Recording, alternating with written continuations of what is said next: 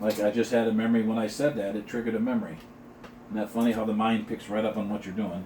And I thought of when I was living at home, my mom used to take me outside sometimes and we'd play badminton. And we played probably just about every day. And I loved to play badminton with my mom because it was fun. Now, my dad didn't play many games with me. My dad was not a player of games. But my mom would. She'd take me outside and we'd play badminton for hours. She was pretty good, old Buzzard, too. I say Buzzard, you know what I mean. Old Buzzard could outplay me. She'd always hit these really sneaky shots that would drop just in front of me and I wasn't able to get there in time. Then she'd laugh. Just to say, hey, whippersnapper, you know, I still cannot play you. Funny the things you think and the things you miss. Nothing simple like that. But it's one of the things that came to me as I was painting. And these memories we have sometimes greatly affect our paintings. Not just that we're going through a traumatic time. Not just maybe we're suffering loss, and that can affect everything you do too. Many, many artworks came from someone's deep pain. And I've had some of that happen too, we all have. But I'm talking about just the random silly stuff. Random silly memories that really don't mean a whole lot in the grand scheme of life, but just kind of sit there and every now and then rear up and remind us that they're still around. Who knows why that is? Maybe someone really skilled psychologist could come, well, I know why that is. Who knows? But I just notice when I'm painting and it's quiet.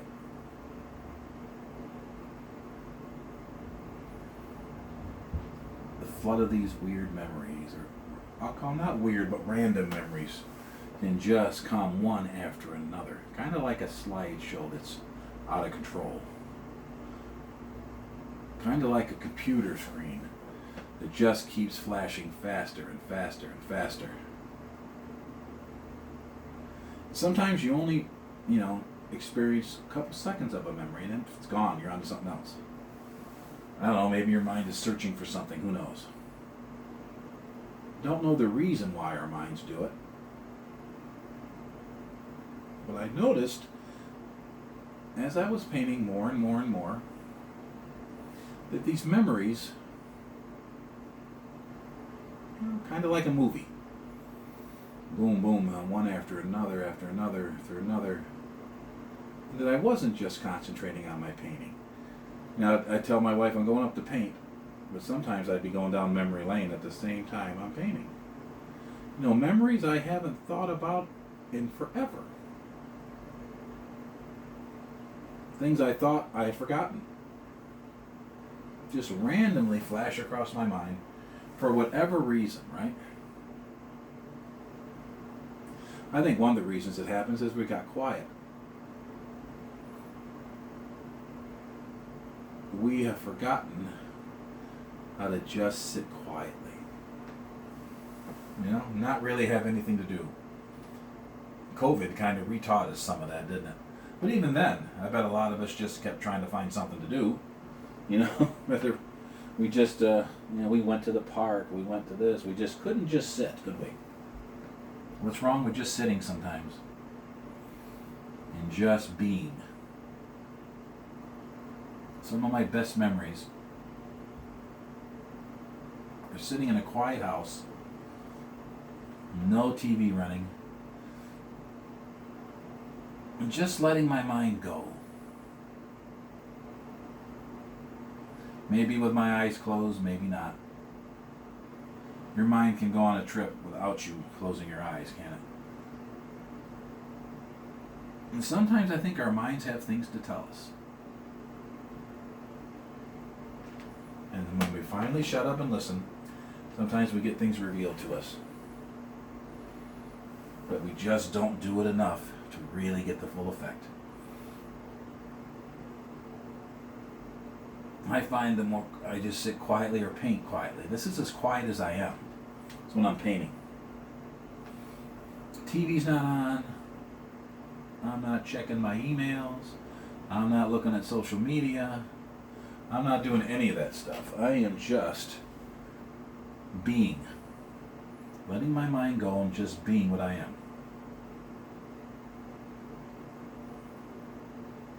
And letting my mind do what it wants.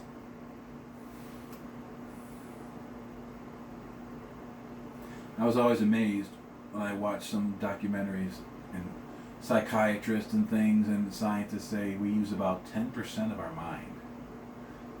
And they're like, imagine if we used more. And they say that's sometimes what autistic people do.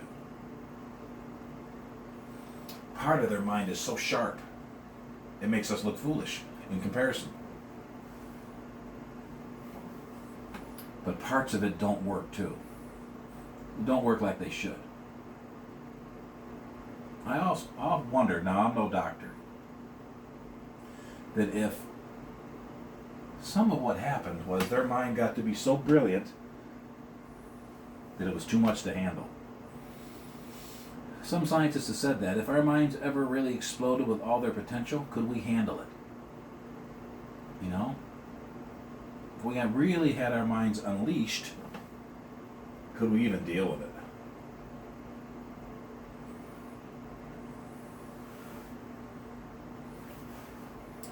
Now, depending on what you believe about religion, even if you don't believe anything, doesn't matter. Think about it though. What if it says we're created in God's image? Well, God's supposed to be all-knowing,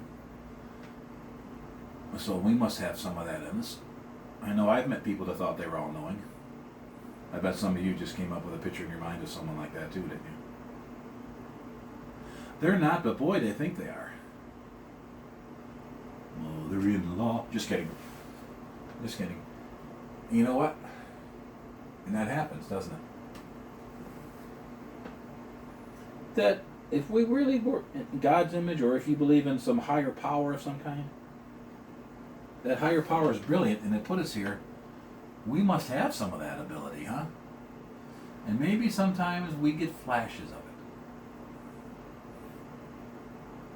People who are like human calculators or can remember everything. You know, part of their mind has been unleashed. And maybe it's a blessing that the whole thing didn't get unleashed. Because maybe if it did, it would just be too much.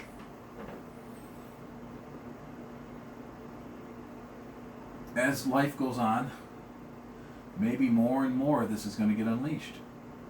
Maybe the Creator, whoever put us here, whatever you believe, knows that if he unleashes too much at once, we might literally go mad trying to handle it.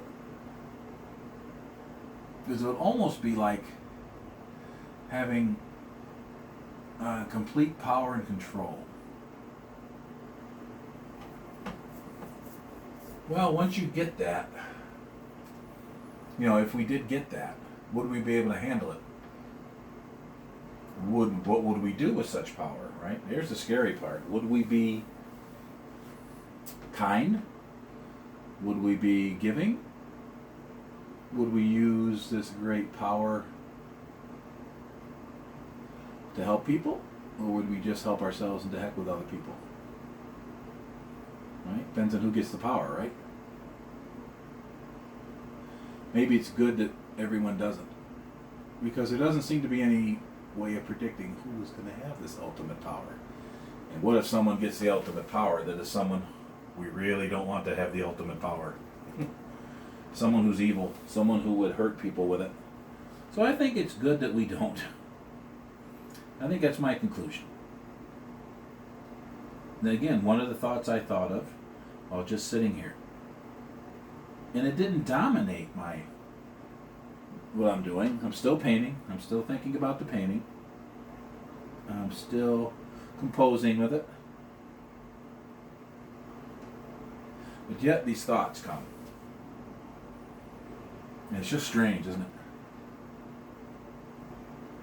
What the mind will do if it's left, to work.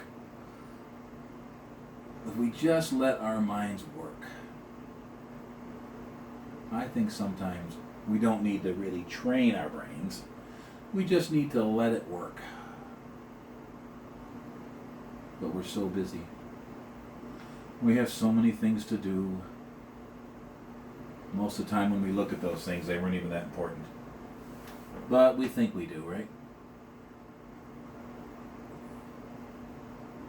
It's like that saying, no one dies and thinks to themselves, I wish I had worked more hours during the day. What do they always say? I wish I had spent more time with my family. I wish I had taken my family, I wish I had gone here. I wish I had done that. I wish I had gone on a trip. I wish I had skydived. I wish I had lived more. We spend so much time trying to create a perfect life, we don't enjoy the life we've got right now. And it's gone before we know it, isn't it? You blink, and years have gone by. We have 3 children.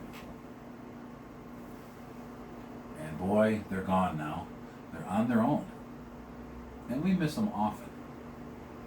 Now we're proud of them. My son has his own family. Got a beautiful boy named Harrison, a beautiful wife named Becca. And now they're getting ready to have another son. And that little boy, Harrison, right now is something else. You can just watch him and see the brilliance, see the mind working. He is going to be a smart boy. Who knows what he'll do in life? But I can tell you, he likes to build, he likes to problem solve. He needs to know how things work. So who knows what great stuff he'll do? We just don't know, do we? But I think a mind like his is not going to be content with something small. That boy is going to want to do something big. I don't think small would satisfy him. Who knows what he'll do? But it'll be exciting, won't it? Sometimes you can just tell this one's going to be special. This one's a little different than all the others. And he reminds me of that. He is like that. Funny, you get older, now that I'm a grandfather, and you think about stuff like that. You notice things you didn't notice before. Funny how life works, isn't it? And you learn to appreciate everything as it happens. Because it goes by quickly. And so you remind yourself when you're older, enjoy these moments. Because you don't know what's going to happen next. Don't know how many moments you have. We're not guaranteed anything, are we? So you enjoy it all we can. I encourage you, enjoy it all you can. Enjoy the ride. Now the ride won't always be wonderful as far as you're concerned, right? Sometimes the ride is hard. But keep on going. Enjoy it. This painting has come along quite a bit, hasn't it? Now, time to switch brushes. Get rid of this one.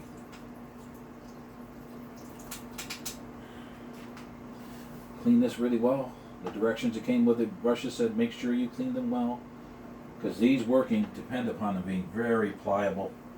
Can't let the paint dry. I'm going to use a small fan brush. There it is. Small fan brush. That's good. Now, where is that? See, as I was talking, I noticed something, and I thought to myself, I'm going to change that. All I got to do is remember where that spot was. Where was that? Oh, yeah, over in here. There it is. Turn it this way.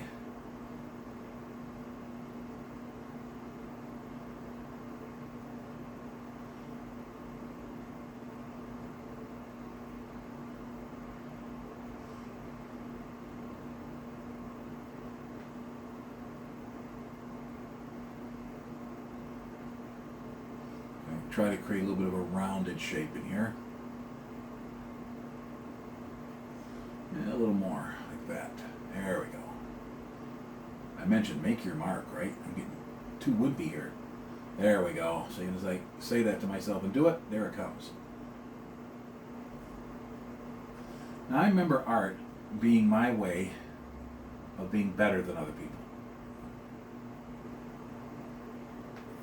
See, I didn't think very highly of myself when I was younger. But if I could draw and paint, and people saw me drawing and painting, and if I could be good, and you get people to say, well, look at that, and whatever.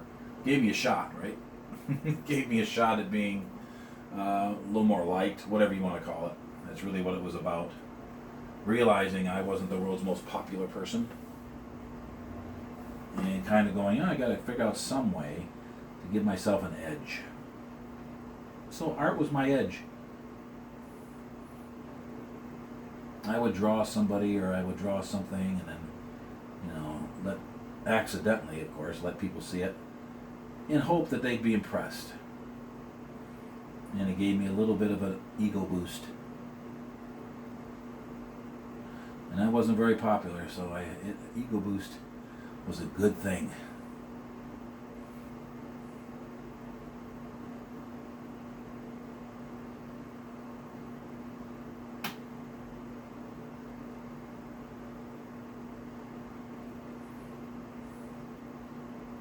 Let's draw that out a little more and get there. Go more of a definite mark. There we go. Boom. That's better. Gives that idea that there's a rounded shape in there. And so I used art. Well, I loved art, but I also realized, hey, art gets you noticed. Art can put me over the top sometimes. Still wasn't popular, but every now and then I'd get someone would say, whoa, look at that, and it was enough for me. Not being in with the in crowd, the ones that were real popular. Sometimes I could bridge that gap a little bit by drawing something that got people's attention. Sometimes that wasn't enough either, but you learn to love yourself after a while and not worry about what others think, don't you? Or at least I hope you do. That really is one of the secrets to life. You gotta like you. Because you're going to be stuck with you forever. The more you like yourself, the more you're okay with yourself, the happier you're probably going to be. The heck with what anyone else thinks. Now, I don't give a rip most of the time what people think. But do I like to be appreciated? Sure. I'd like someone to see my art and go, whoa, how did you do that? It gives my ego a little boost. Sure, it's nice. But you got to really be happy with yourself. Even when you're not being noticed, when you're not getting high praise or whatever. You got to be okay with yourself just when you're alone in your room, when you're, spending quiet time. There we go. Get that stippling effect. This brush does that brilliantly. Let's turn it this way. Don't end that off right about there. There we go. Bring that back up. For now, let's leave that. I like that little stippling effect there. It's like the color is slowly melting. Here we go. Now, let's have a look. How are we doing?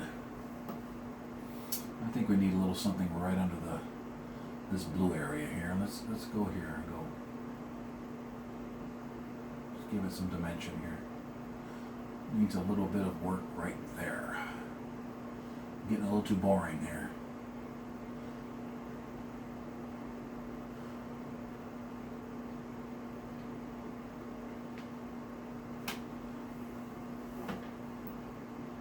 Let's let that set a minute and come back to it. Now, let's have a look at the whole thing. Some nice colors going on, very limited palette. Greens, yellows, blacks, and blues, pretty much. Let me look and see where we need some work. See, now this becomes all up to our... Does it need work? It's up to me, right? Was it also Picasso said, or was it Matisse, the famous artist, that said, the artwork is done when the artist says it's done? I guess someone asked him, how do you know when it's done? It's done when the artist who created it says it's done. It's only the artist that's creating it knows when he looks back and says, that's it. Every artwork has a point where it's going to be very good, but you can also carry it a little too far. And you've got to know when to say, that's good, I like that. That's hard to do, because some techniques you do are very enjoyable to do. And you just keep doing them, and pretty soon, you just don't know what you got anymore. The old thing, less is more, sometimes works in art. Though I've seen some complicated works that I can't imagine being less.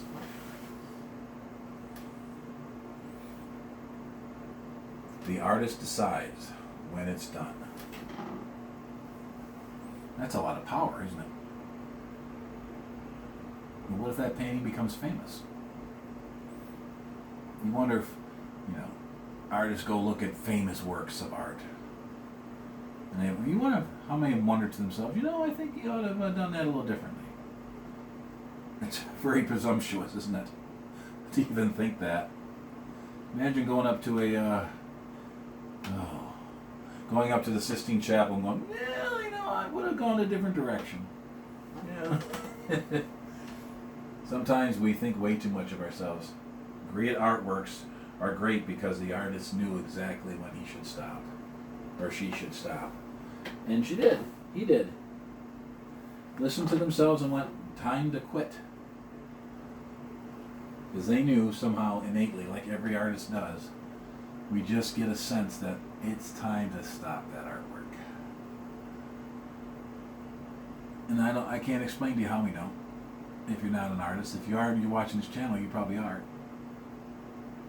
But you've looked at your work and said, that's it, we're done. And maybe you never stopped and wondered, why is it done? Sometimes you don't always know why. You just know it's done. You can't even explain it to someone. If someone came up to you and said, how do you know it's done? Of course, you can say now, well, I'm the artist and I say it's done, right? But sometimes that's what we got. We just know that it's time to move on. Something else. Sometimes that's all it is, isn't it? We know with this particular artwork, we've done all we can do to make it everything it can be.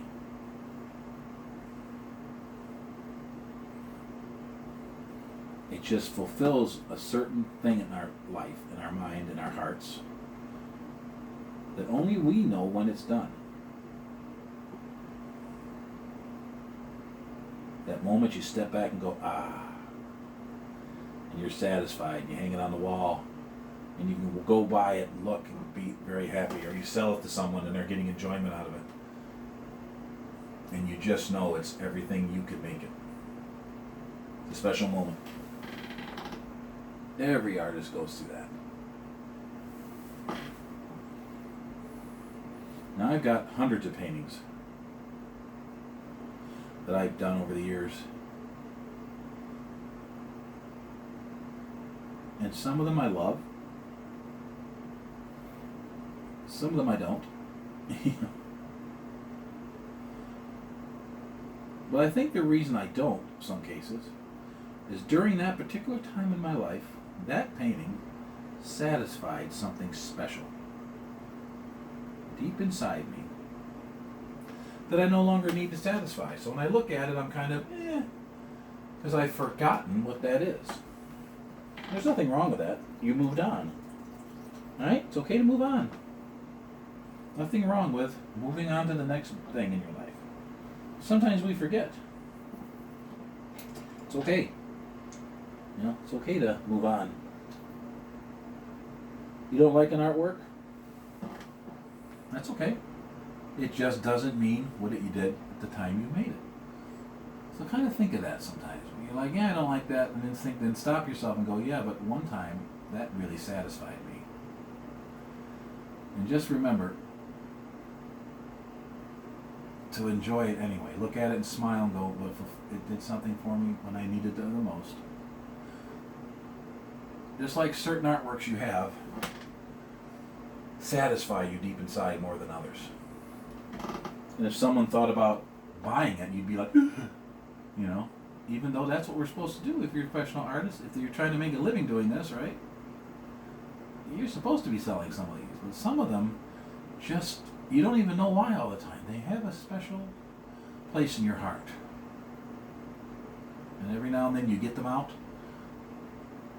you look at them, it does something for you deep inside, and you like having that painting around. Right? You just do. So if that's you, I'm going to tell you right now what to do, even though you're not supposed to tell the people what to do. Keep that painting, because you still need it. There may come a day when you look at it and go, I don't even know why I like that so much. But if that's not where you are right now, don't worry about it. There may come a day when you release that painting saying, I don't even know why I liked it. But if it's fulfilling something special in your life right now, keep it. Don't care how much someone offers you for it. You know deep inside if it's time to give it up. Sometimes certain paintings just are helping us through things in our life. Painting maybe was painted during a time when you were in deep sorrow, and that painting was a big release for you. Helped you get through a tough time. And there's no reason you have to get rid of it if it's still helping you.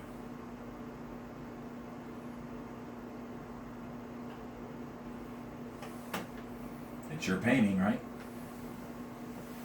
It's a part of you. Every painting you paint is a part of you. So even when you're selling paintings, it's tough sometimes because, well, it's a part of me there. But then we learn, well, other people need the painting too. And we realize that just like you needed it one time, if it resonates with someone, maybe it's their time to need your painting. Well, think about that. Maybe your paintings aren't just artwork. Maybe they're healing tools. Isn't that cool to think about that? Someone needs to be healed. And part of that healing could be your painting. They see it up in a gallery, or they see it on a website or on social media, and it reaches out and grabs them. And they want it. And you're like, oh, not that one. Why can't they like a different painting? So think about it. Do you still need it? Or is it time for it to serve someone else the way it once served you?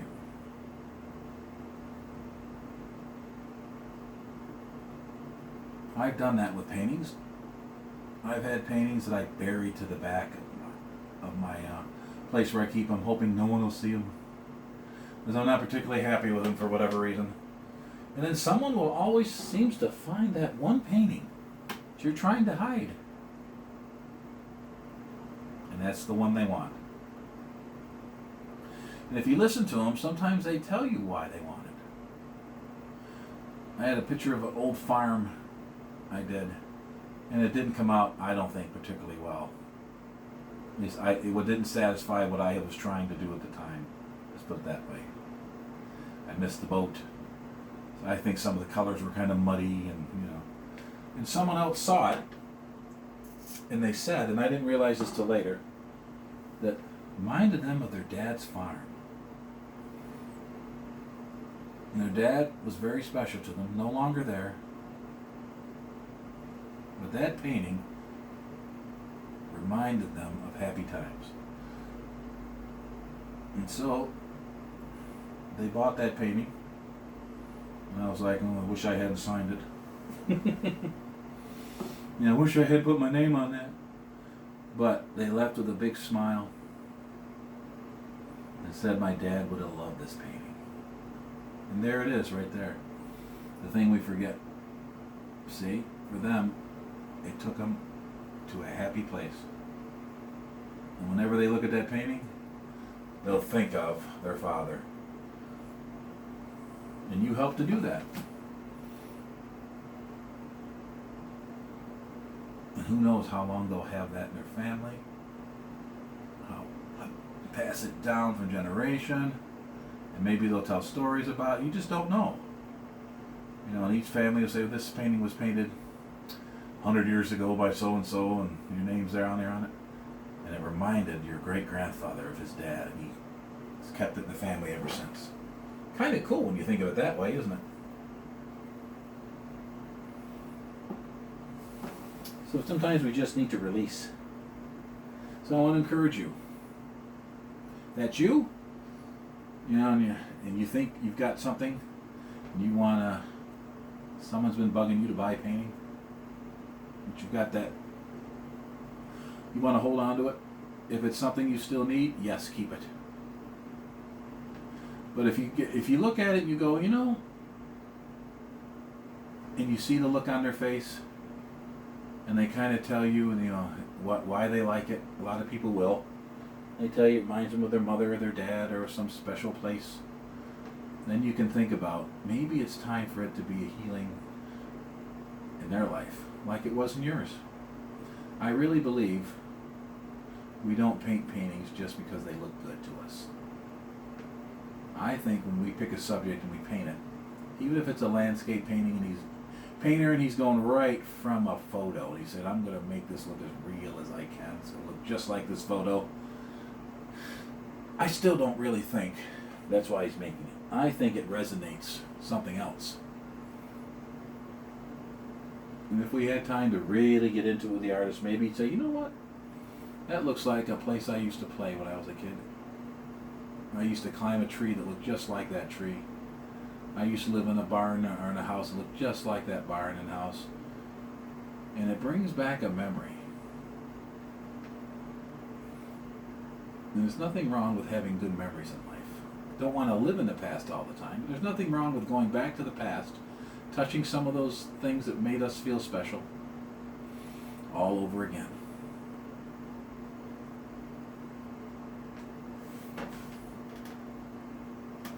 Now I'm just doing all this, I'm making this look like it's more three-dimensional, trying to draw your eye in there,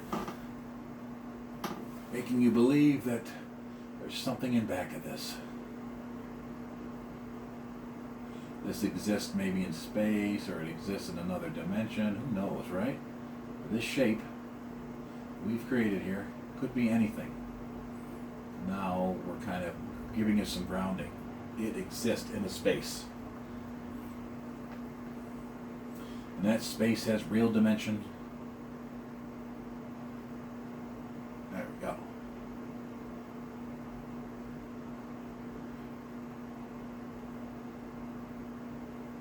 Painting is very satisfying. Creating your own world.